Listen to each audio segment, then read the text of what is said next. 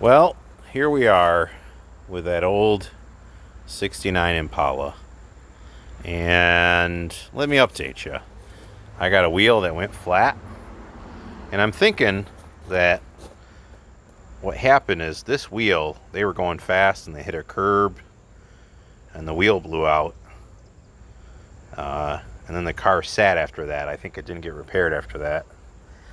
And I don't know, I put some silicone on the valve stem. I'm going to see if I could just get some air in there, just so I can move it around. Obviously the tire will have to get replaced. But you can also see in here that the radiator, I started taking the radiator off, and the radiator bracket is damaged. So I think they hit something. The frame looks good and the body looks good. I think they just, they hit something and they damaged the tire and the radiator, and then the car sat and they didn't work on it. And anyways, trying to fix the hood hinges here. These old hood hinges are pretty impressive, and they're held together with these giant I don't know if you can see it, these giant rivets that you need a special machine to install them, and they're hard to find. So eventually I'll just replace the whole hinge. People buy these old hinges and refurb them and then sell them to you. They're not too expensive, but temporarily I got a nut and bolt in that one where the rivet is gone. And in the process, the spring popped off. You can see I got the spring sitting there on the engine. The spring popped off. It goes in here. Part of it goes here, and part of it hooks up in the back. Don't really need that right now while we're doing what we're doing. And the other side, I'm trying to drill one of those rivets out. I've probably been drilling on it for 2 hours, and I don't know, maybe I'm halfway through. That old American steel is very hard. I've drilled out a lot of bolts and rivets on cars before, and it usually takes a few minutes, but I've never done an old car, and it's going. Here, I'll show it to you. Oh, another thing, well, let me show this to you first.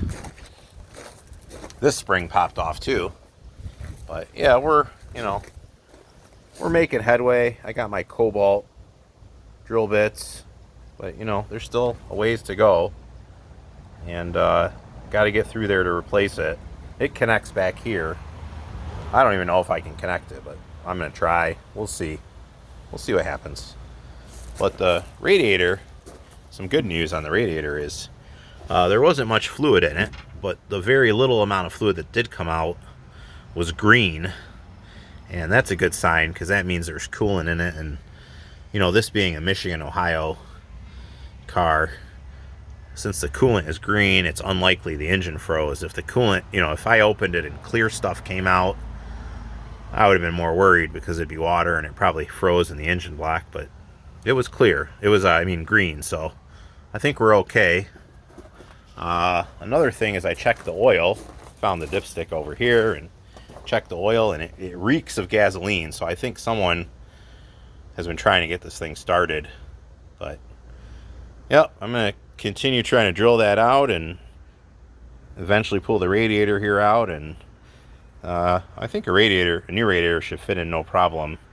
The bracket is a little damaged, but there's 2 large brackets on the side, and it's so well built that I don't think the two large brackets on the side are probably better built and designed than any new car.